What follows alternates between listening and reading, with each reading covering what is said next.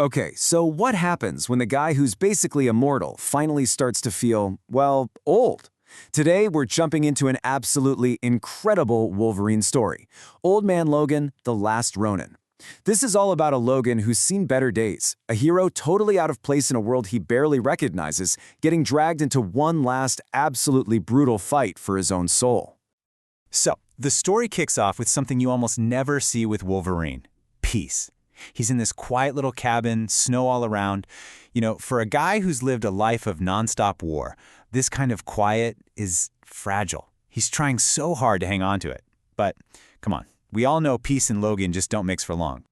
And just like that, it's over. An explosion just tears the place apart. The comic uses these giant, in-your-face sound effects, and it's brilliant. It's meant to jolt you, to pull you out of that cozy scene and throw you right into the chaos with him. The outside world is here, and it is not knocking politely. Right, so this isn't just some random attack. Not at all. This is personal. This is a full-blown ambush, and it feels like it's been in the works for a very, very long time. And boom, the stakes are immediately through the roof. This wasn't just bad luck. Logan was led here. He literally walked right into a trap that was set just for him. But why? And who are they? The questions start piling up right away. Now, you got to check out the art here. It's just amazing. The artist, Andrea Sorrentino, uses this stark, red silhouette. We don't see all the blood and guts. Instead, we just see a shape that is defined by pure, overwhelming pain. It's such a powerful way to show how completely outmatched he is. He's not a superhero right now. He's just a target. And here it is. This is the real kicker.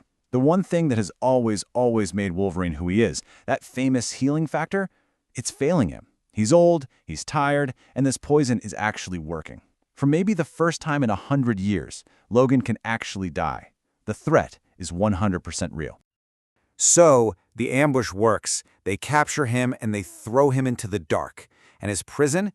It's a deep stone well. I mean, talk about a metaphor. He's been brought to his literal and figurative rock bottom. But hey, this is still Logan we're talking about. Even down there, broken and alone, he does the one thing he knows how to do. He keeps going. And his claws, they're not weapons of rage anymore. They're tools. Tools for survival. He is going to climb his way out of this hole. You can almost feel that, can't you? That sound of adamantium biting into solid rock. Every single handhold is this agonizing, deliberate choice to live. This is the start of one heck of a climb. Yeah, this is not some flashy superhero escape. It is slow. It's repetitive. It's just grueling. The way the art breaks it down into these tiny, suffocating panels really makes you feel that struggle, that sheer force of will it's taking. This isn't about being the strongest. It's about being too stubborn to die. And there it is again, that sound. It pretty much becomes the heartbeat of this whole sequence. It's this painful, hypnotic rhythm of his will to survive over and over and over. Okay, get this. After 4 straight days of climbing, he finally drags himself over the ledge, back into the light, and his captor, this warrior monk named Sohei, is just standing there waiting for him.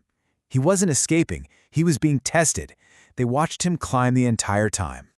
And it turns out this whole horrible test wasn't just about strength. No, this is about something much bigger. It's about destiny. It's about a prophecy, and Logan's place in it as a masterless samurai, a Ronin. So what's a Ronin exactly? A wanderer, a warrior with no master, no purpose. I mean, does that not describe this Logan perfectly?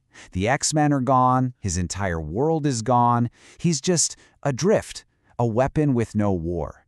He truly is the last Ronin. And this is where the story's whole deal is laid bare. Sohei shows him that his group, the Silent Order, has this ancient prophecy that has predicted Logan's entire violent life. His showing up here was no accident. According to them, he's the Great Destroyer, and he's just playing a part that was written for him 1,000 years ago. Mind-blowing, right? But, of course, to prove he's really the guy from the prophecy, Logan has to pass one more test. A totally cruel game that's designed to push him way past any normal breaking point. Just look at how the artist lays this out. It's not some cool, dynamic fight scene. It's this claustrophobic grid. It's repetitive. It tells you right away this isn't a fight. It's a test of pure endurance. Logan's not fighting back. He's just taking it. Arrow after arrow after arrow. So after all that, after the climb from after taking 100 arrows, it all boils down to this moment. One final, impossible choice he has to make. Sohei basically lays it all out for him. He's got two options. Option 1, give up, just jump back down into that dark well and let the despair win. Option 2, fight back, become the mindless monster they prophesied he would be. But Logan, he finds a third path. He's not going to be what they want. He's going to be what he is. And with that one perfect, iconic sound, he makes his choice. That's not the sound of a man giving up. It's not the sound of a man playing a part in someone else's story. No, that is the sound of the Wolverine being unleashed, but on his own terms. And this is the question at the very heart of this entire story. By choosing to fight, did he actually prove he has free will, or did he just do exactly what the prophecy said the Great Destroyer would do all along? It's a real paradox. This last image is just wow. It's absolutely breathtaking. Logan's face is literally a mosaic made up of little panels from his entire past. Every fight, every loss, every single moment of rage and love, it's all right there. It's this powerful reminder that our past isn't just something that happened to us, it's literally what we're made of. And the story just leaves us with this one haunting thought. Maybe there really is no escaping who we are. Maybe all our choices are just echoes of what we were always going to be. For Old Man Logan, the Last Ronin, maybe the end of his story was written the exact same day it began.